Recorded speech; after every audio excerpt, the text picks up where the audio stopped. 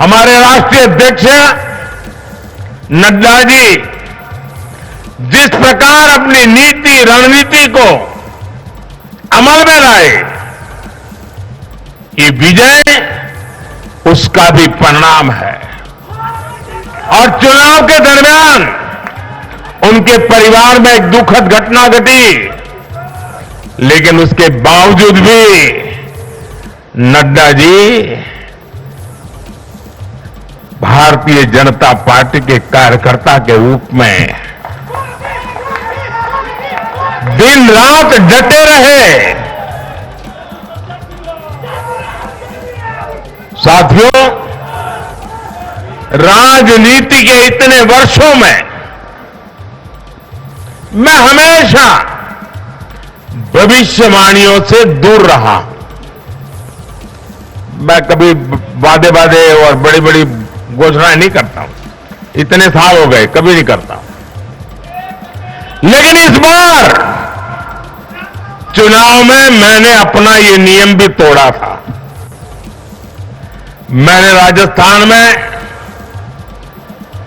मावजी महाराज को प्रणाम करते हुए उन्हीं की धरती पर ये भविष्यवाणी की थी कि राजस्थान में कांग्रेस सरकार लौट करके नहीं आएगी। मैं भविष्यवेत्ता नहीं हूं, लेकिन मेरा राजस्थान के लोगों पर भरोसा था, वहां की जनता पर भरोसा था। और आज हम नतीजे देख रहे हैं। मध्य प्रदेश ने भी हमें फिर दिखाया है कि भाजपा के सेवा भाव का कोई विकल्प नहीं है। 2 दशक से वहां भाजपा की सरकार है और इतने वर्षों के बाद भी भाजपा पर भरोसा लगातार मजबूती हो रहा है। छत्तीसगढ़ के परिवारजनों को तो जब मैं वहां चुनाव सभाओं में गया तो मैं खुद ही पहली सभा में, छत्तीसगढ़ के चुनाव की पहली सभा में मैंने खुद कहा था कि मैं आपसे कुछ मांगने नहीं आया हूं, मैं तो आपको 3 दिसंबर के बाद सरकार बनेगी तो शपथ समारोह में निमंत्रण देने के लिए आया। छत्तीसगढ़ के परिणाम से साफ है कि हर परिजन ने उस बात को स्वीकार किया है। मैं तेलंगाना की जनता और तेलंगाना के भाजपा कार्यकर्ताओं का विशेष आभार व्यक्त करता हूं। हर चुनाव में तेलंगाना में भाजपा का ग्राफ लगातार बढ़ रहा है।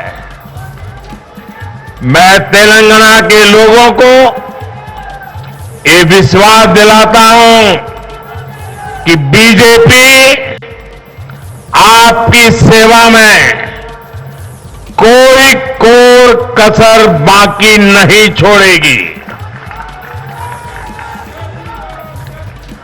भारतीय जनता पार्टी तेलंगाना अभिवृद्धि कोसम एल्लापूडू पनी चेंतूने उटुंदी।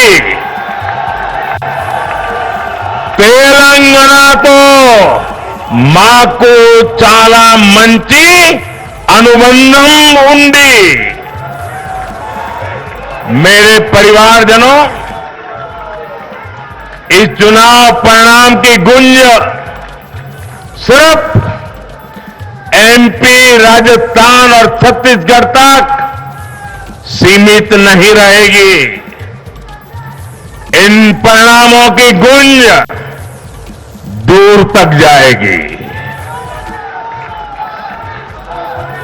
पूरी दुनिया में इन चुनाव परिणामों की गूंज सुनाई देगी। ये चुनाव परिणाम विकास पर भरोसा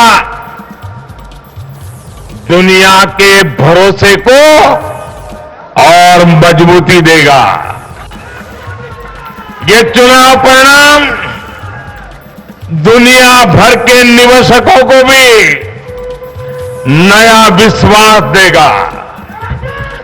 भरोसा ये कि आजादी के अमृतकाल में विकसित भारत का जो संकल्प हमने लिया है उसे जनता जनार्दन का लगातार आशीर्वाद मिल रहा है।